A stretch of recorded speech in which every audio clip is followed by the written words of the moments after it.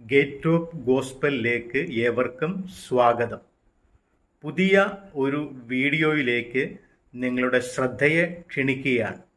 നാം അധിവസിക്കുന്ന ഈ മനോഹരമായ ഭൂമി എന്നാണ് സൃഷ്ടിച്ചത്? ഈ ഭൂമിയുടെ പഴക്കം എത്രയാണ്?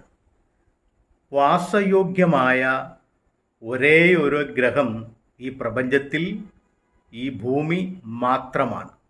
എത്രയെത്ര കവികൾ, സാഹിത്യകാരന്മാർ ഈ ഭൂമിയെ വാഴ്ത്തി പാടിയിരിക്കുന്നു.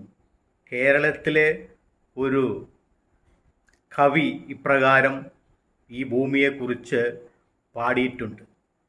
ആ ഗന്ധർവ കവി പാടിയ ഒരു വരി ഇപ്രകാരമാണ്: ഈ നിത്യ ഹരിതയാം ഭൂമിയിലല്ലാതെ മാനസ സരസ്സുകളുണ്ടോ എന്നാണ് കവി ചോദിച്ചിരിക്കുന്നത്. അപ്പോൾ ഈ ഭൂമി ഒരു നിത്യ ഹരിതമായ മനോഹരിയായിരിക്കുന്ന ഒരു ഭൂമിയാണ്. ഇനി എത്രയെത്ര കവികൾ, സാഹിത്യകാരന്മാർ ജനിക്കുമ്പോൾ ഈ ഭൂമിയെക്കുറിച്ച് വാഴ്ത്തുകയും പാടുകയും വർണ്ണിക്കുകയും ചെയ്യുമായിരിക്കും. ഏതായാലും ഈ ഭൂമിയുടെ പഴക്കം എത്രയാണ്, എന്നാണ് ഈ ഭൂമി സൃഷ്ടിച്ചത് അറിയുവാൻ നമുക്കൊരു കൗതുകമുണ്ടാകും, ഒരു ജിജ്ഞാസയുണ്ടാകും. അത് സംബന്ധിച്ച് ചില കാര്യങ്ങൾ ഇവിടെ പ്രസ്താവിക്കുന്നു. ആർച്ച് ബിഷപ്പ് ജെയിംസ് അഷർ എന്ന ഒരു ക്രിസ്ത്യൻ പുരോഹിതൻ ബൈബിളിനെ അടിസ്ഥാനമാക്കിക്കൊണ്ട് അദ്ദേഹം പറഞ്ഞിരിക്കുന്നത്, അദ്ദേഹം ജീവിച്ചിരുന്നത് 1581 മുതൽ 1656 വരെയുള്ള കാലഘട്ടങ്ങളിലായിരുന്നു. അദ്ദേഹം പറഞ്ഞിരിക്കുന്നത് ഒക്ടോബർ 23, 4004 BC-യിലാണ് ഈ ഭൂമി സൃഷ്ടിക്കപ്പെട്ടിരിക്കുന്നത് എന്നാണ്.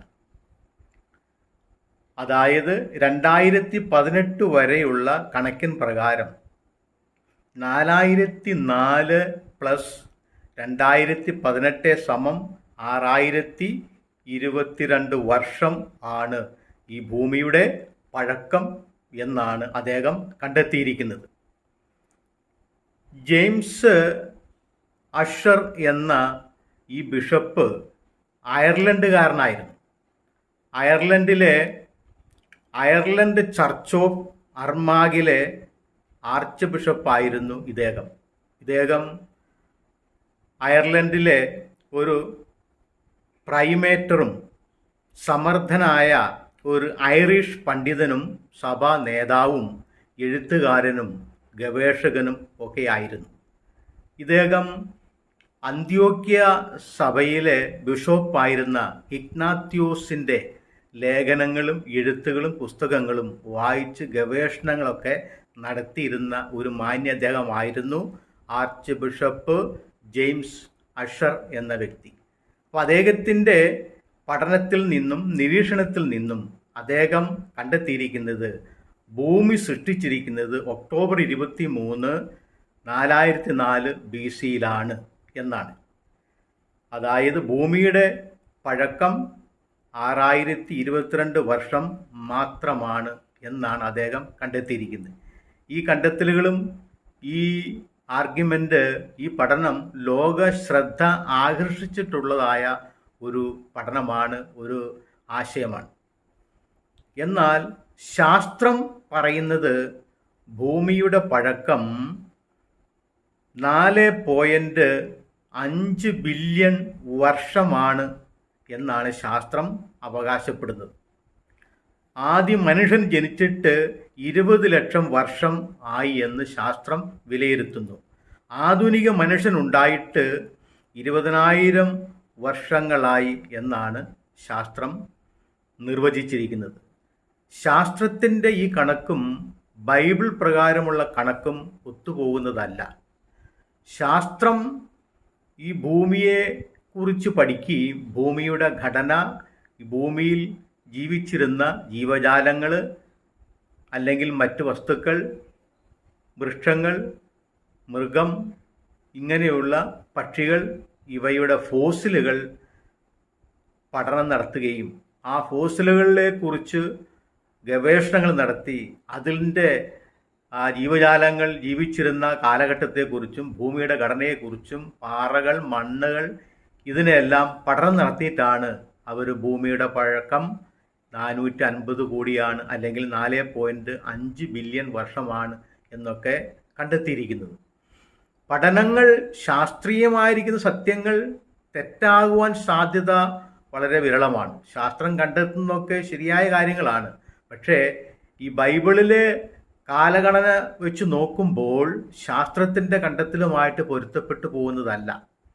ശാസ്ത്രം ഇങ്ങനെ കണ്ടെത്തിയിരിക്കുന്നതിൻ്റെ കാരണം ബൈബിളിലെ ജലപ്രളയം സംബന്ധിച്ചുള്ള വിവരണം ബൈബിളിൽ പറഞ്ഞിട്ടുണ്ടല്ലോ. നോഹയുടെ ജലപ്രളയാനന്തരം ജീവജാലങ്ങളും വൃക്ഷലതാദികളും ഒക്കെയും പക്ഷികളും മനുഷ്യരും എല്ലാം മണ്ണിൻ്റെ അടിയിൽ പോവുകയുണ്ടായി, ചെളിയിൽ പൂണ്ടുപോയി. നോഹയും കുടുംബവും മാത്രമാണ് രക്ഷപ്പെട്ടത്. അപ്പോൾ 150 ദിവസം വെള്ളം പൊങ്ങിക്കിടന്ന് ഈ ഭൂമി മുഴുവനും വെള്ളത്തിൻ്റെ അടിയിലായിരുന്നു. പിന്നീട് ആ വെള്ളം വറ്റി ജീവജാലങ്ങളെല്ലാം മണ്ണിലും ചെളിയിലും പാറക്കെട്ടുകളുടെ ഇടയിലും വനാന്തരങ്ങളിലൊക്കെ അകപ്പെട്ടു പോയി. നൂറ്റാണ്ടുകളോളം ഈ അവശിഷ്ടങ്ങളെല്ലാം ഈ മണ്ണിൻ്റെ അടിയിലായിരുന്നു. എന്നാൽ ശാസ്ത്രം ജനിച്ചപ്പോൾ ശാസ്ത്രം ഉണ്ടായത് എത്രയോ വർഷങ്ങൾക്ക് ശേഷമാണ്. അങ്ങനെ ശാസ്ത്രം ജനിക്കുകയും ശാസ്ത്രം ഇതിനെക്കുറിച്ച് പഠനങ്ങൾ നടത്തിയപ്പോൾ ഈ നൂറ്റാണ്ടുകളോളം മണ്ണിനടിയിൽപ്പെട്ടു പോയ ആ വസ്തുക്കൾക്ക് കാലാവസ്ഥ വ്യതിയാനങ്ങൾ മുഖാന്തരവും ഈ വസ്തുക്കൾക്കെല്ലാം ഒരുപാട് വർഷങ്ങളുടെ പഴക്കം തോന്നിക്കുകയാണ് ഉണ്ടായത്. അപ്പോൾ ആ പഴക്കം തോന്നിച്ചതിൽ നിന്നാണ് ശാസ്ത്രം ഇങ്ങനെ വർഷങ്ങൾ 430 കോടി വർഷമോ അല്ലെങ്കിൽ അതിനേക്കാൾ കോടി വർഷങ്ങളുടെ പഴക്കം ഈ വസ്തുക്കൾക്കെല്ലാം ഉണ്ടായിരിക്കാം എന്ന് അവർ നിഗമനത്തിൽ എത്തിച്ചേരുവാൻ കാരണമായത് അങ്ങനെയാണ്. അല്ലാതെ ഈ പ്രപഞ്ചത്തിൻ്റെ സൃഷ്ടിയും ഇന്നുവരെയുള്ള ഈ ഭൂമിയുടെ പഴക്കവും മനുഷ്യർ ഈ ഭൂമിയിൽ ഉണ്ടായതായ വർഷവും ഒക്കെ നാം കണക്ക് കൂട്ടി നോക്കുമ്പോൾ ബൈബിൾ പ്രഖ്യാപിക്കുന്നതാണ് ശരിയായിരിക്കുന്നത്. എന്നാൽ ശാസ്ത്രം ഇത് അംഗീകരിച്ച് കൊടുക്കുന്നില്ല എന്ന് മാത്രം. ഏതായാലും ഈ ചെറിയ ഒരു വീഡിയോയിലൂടെ ഈ ഭൂമി എന്ന് സൃഷ്ടിച്ചു എന്നും ഈ ഭൂമിയുടെ പഴക്കം എത്രയായിരുന്നു എന്നും എത്രയാണെന്നും നമുക്ക് ആ വിവരണത്തിലൂടെ അറിയുവാനായിട്ട് മനസ്സിലാക്കുവാനായിട്ട് സാധിച്ചല്ലോ. ഈ അറിവ് നിങ്ങളുമായി പങ്കുവെക്കുവാൻ കഴിഞ്ഞതിൽ ഞാൻ ദൈവത്തെ സ്തുതിക്കുന്നു. പ്രഭാഷണം കേട്ട നിങ്ങൾക്ക് എൻ്റെ ഹൃദയംഗമായ നന്ദിയെ അറിയിക്കുന്നു. God bless you.